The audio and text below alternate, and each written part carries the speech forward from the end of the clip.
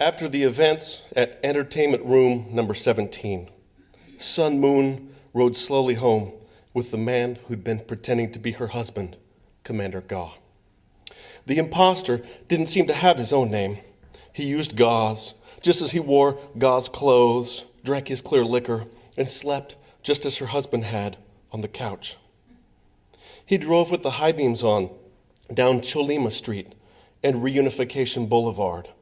They were in a car called a Mustang, and there were no other cars on the road. Passing through Mansu Park, they could see families in the dark stealing chestnuts from the trees. At dinner, everyone had called him Commander Ga, even though he looked nothing like Commander Ga. And after he was challenged to a good-natured Taekwondo demonstration for the pleasure of all, she somehow knew that this man wasn't going to leave, that her husband wasn't coming back, and from now on, this man wouldn't be wished away.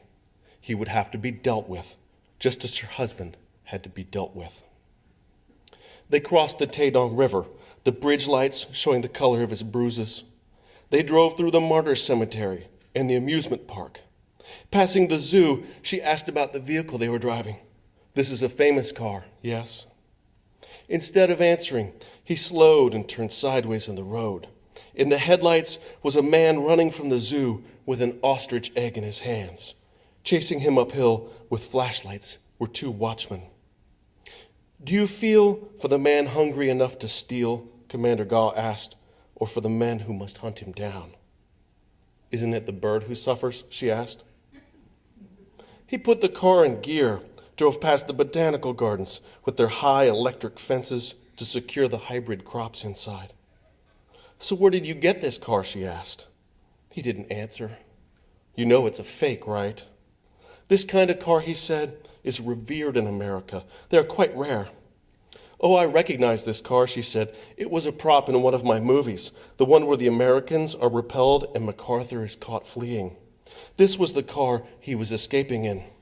I had a scene where I kissed a traitor right here in the back seat." Of course, he wasn't a traitor, but the actor Han Pak. "How did you get this thing off the property lot?" One switch in the road above the botanical gardens, and they were at her house. Inside, the children were asleep, and he pulled a bottle of Ryoxon from the cool place under the sink. He held it with a hand whose knuckles fanned yellow. She had nursed many of her husband's broken hands. She said, "You have chosen to become a man who was born to violence." He answered, "It was Commander Ga who chose me." "Okay, Commander Ga," Sun Moon said. "I will turn down the sheets for us." The bed faced a balcony overlooking Mount Taesong. Across the river was Pyongyang aglow. The two disrobed and entered from either side, where they lay awake, waiting for 10 o'clock when the electricity would turn off. It is a common misconception that listening devices turn off with the power.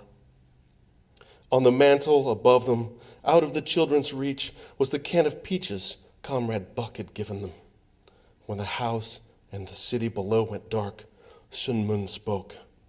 "Here are the rules," she said. "The children will reveal their names to you when they decide to do so. You will never use Taekwondo on them.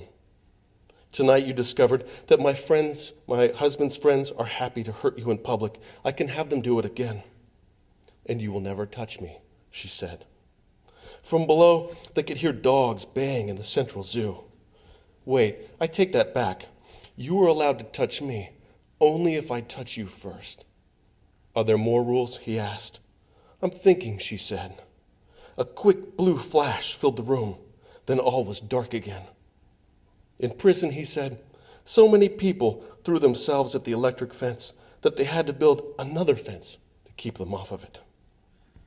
Thanks.